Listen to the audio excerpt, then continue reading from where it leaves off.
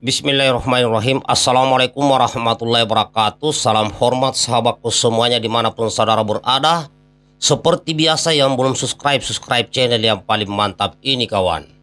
Di sini kita akan berbagi sedikit informasi ya, perkembangan disadur dari media online Detik Sulsel dengan judul Oknum perwira TNI di Maros diduga gelapkan dana satuan untuk judi online.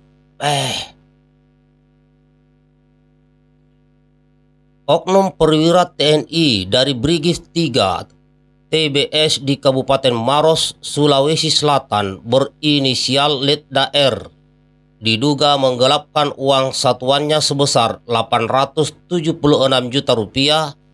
Uang tersebut diduga dipakai untuk bermain judi online.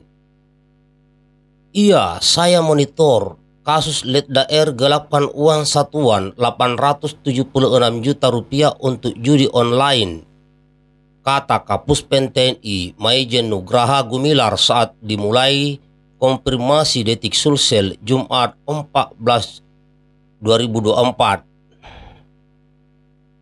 Juni 2024. Gumilar belum menjelaskan lebih lanjut terkait yang menjerat prajurit tersebut. Namun dia menyebut kasus Letda R sedang ditangani oleh satuannya. Jadi itu 14 Juni kawannya. Sudah ditangani oleh satuannya, ujar Gumilar. Dilansir dari Antara, Letda R merupakan PJS Perwira Keuangan atau Paku Brigif 3 TBS yang bermarkas di Kecamatan Tanralili, Kabupaten Maros. Kasus ini terungkap ketika Pasilok Brigif 3 TBS Kapten Infanteri Sandi meminta dana Swakolola tahap 1 Denma Brigif 3 kepada Letda R. Namun dana tersebut tidak kunjung diberikan Letda R. Atas hal tersebut, Letda R akhirnya mengakui perbuatannya yang telah menggelapkan uang kesatuan untuk kepentingan judi online.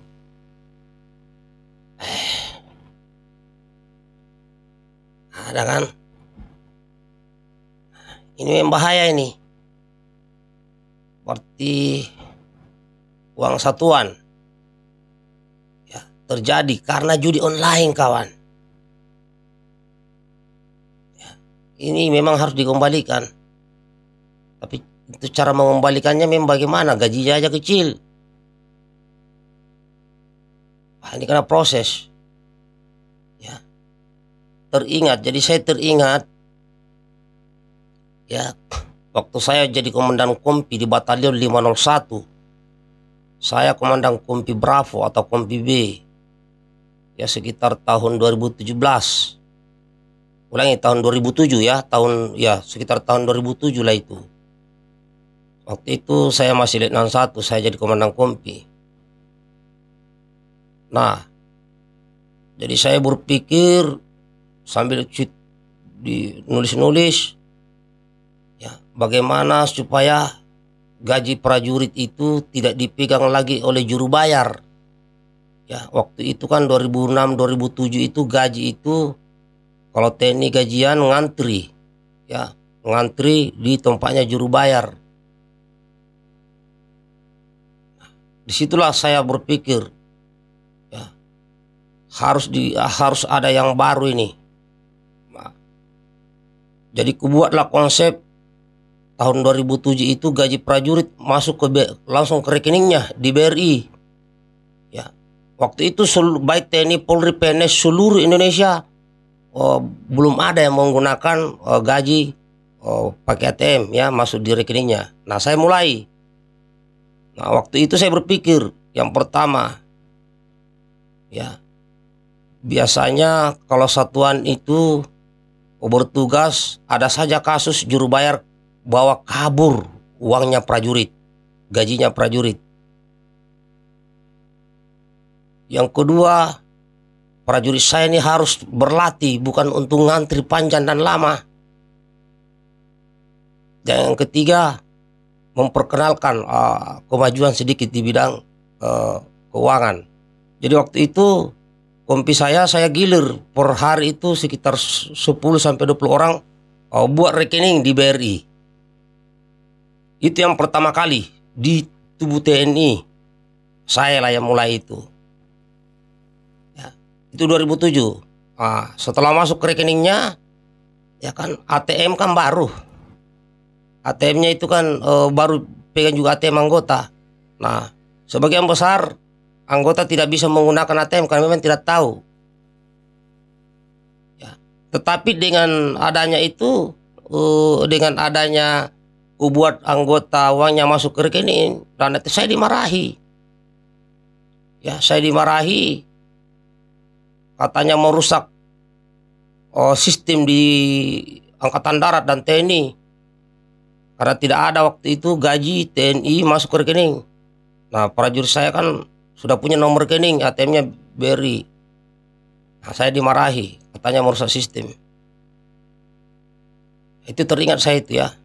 Kemudian saya pindah ke kompi C, saya buat yang sama, dimarahin lagi. Itu 2007. Ya, padahal sampai orang bilang, kamu jangan terlalu berpikir jauh ke depan. Ikuti aja sistem yang ada sekarang.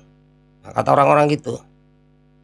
Tapi ternyata kawan, 2011 sistem yang saya pakai di 2007 pertama kali di kompi saya, tahun 2007, tahun 2011 negara resmikan namanya ATM Merah Putih.